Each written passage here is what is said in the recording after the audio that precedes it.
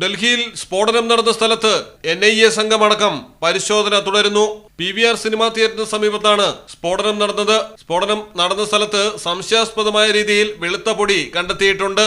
മുൻപ് October 20-ന് Prashant വിഹാറിലെ CRPF സ്കൂളിന് സമീപം സ്ഫോടനം നടന്നിരുന്നു. ഇതിന് 1.5 കിലോമീറ്റർ അകലെയാണ് ഇപ്പോൾ സ്ഫോടനമുണ്ടായിരിക്കുന്നത്.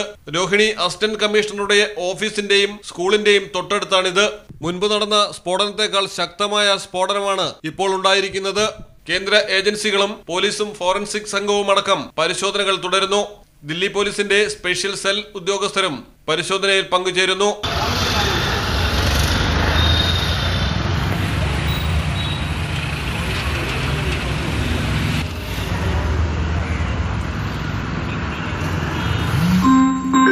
News desk Malayalam television.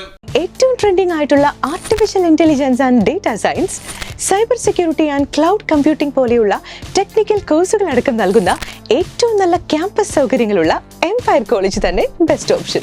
പ്ലേസ്മെന്റിന്റെ കാര്യത്തിലോ ഒരു ടെൻഷനും വേണ്ട. പഠിക്കുന്നത് എംപയർ കോളേജിലാണെങ്കിൽ ജോലി വെറും സ്വപ്നമാകില്ല. Empire college of science, Moodal, Kuttippuram, Malappuram.